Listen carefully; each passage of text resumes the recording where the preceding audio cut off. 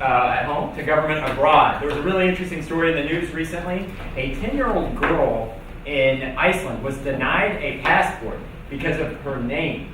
Now, apparently in Iceland, they're very specific and picky about what constitutes a name, a boy's name to girl's name, in order to preserve their culture, I guess. And the government actually has a list of thousands of names that are considered approved. Well, this girl's name wasn't approved, so she didn't get her passport. She's 10 years old. So I'm pretty confused by all of this, and I feel like there's probably some logic behind it that we're missing. So we reached out to Iceland, and we got their one of their diplomats, I don't know, somebody higher up in the security office to come out and explain exactly what this rule means. So please give a big America welcome to Icelandic diplomat Beyonderbird. Beyonderbird!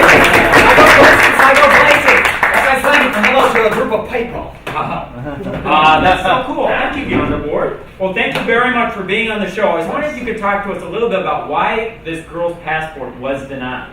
Okay, look, Harrison. I'm sorry, that doesn't sound exactly right. Do you mind if I call you Habakabots?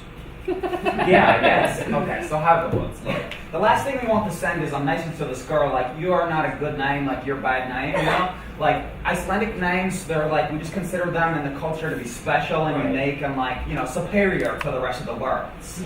Okay. Well, yeah, we can understand the idea of wanting to preserve your culture, but yes. We did some research and we found the girl's name. Her name is Harriet. Oh, good, it's disgusting, it's gross. It's just Harriet. It's a normal name. Disgusting and it's gross, and don't say it out loud, please.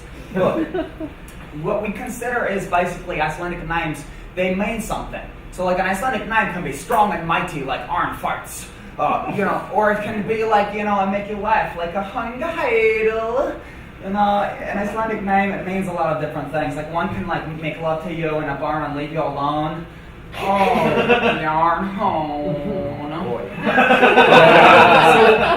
I understand, I guess, to some degree. What are your options for this little girl? What happens next? She doesn't have a passport. Well, we're very reasonable people, and we have a lot of very reasonable names that we can substitute in for her. Oh, okay. So you have some options for her. Yeah, absolutely. Like Habikins, or like Herbernd, or Bjork.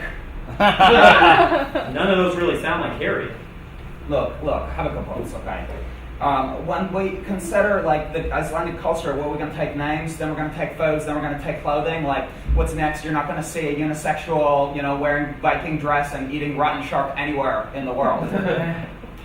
Okay, maybe you can just give us some more backstory. How do girls' and boys' names compare in Iceland? Okay. So basically, like a boy, he would never want to be named Hungarher, you know? Like a boy would not name something very strong and masculine, like Hungarher, you know what I'm saying? No. They sound exactly. Say them again. Hungarher.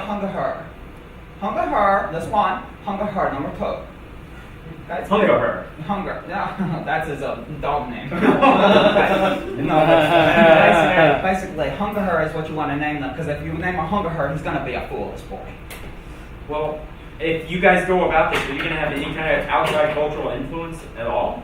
Do you want anything to do with the rest of the world? No, we have our own culture. Like, why would we watch Friends when we can, like, you know, push Schönblatter into buckets of milk, you know? Like, why would we go on Ferris wheel when we can chase around little dinglatars around the square? Run faster, dinglatar! Don't let us spank you with our traditional festive aprons! Okay, well, that does sound... What is a dinglatar? A dinglatar is like a mihet. A what? A mihet. A midget? There's like a lot of Spanish influence in this country. You chase midgets around with aprons. Mihet, yes. Mihets. Okay. It's traditional fun time. Well, I understand the need to preserve your traditions, but maybe as a country you could think about putting some of this tradition aside in order to be more accepting and open-minded, especially for, you know, a 10-year-old girl. Oh, I'm sorry. Are we a 1,000-year-old culture trying to maintain homogeneity in a rapidly changing world, or like a fucking Chuck E. Chase? Okay, yeah. Do I look like a robot mouse playing a guitar? No, you don't. You don't look like a robot. No, did I serve you pizza and ask you to jump in my ball pit? Oh, younger. All right, good point. Beyond the bar, everybody. Thank you.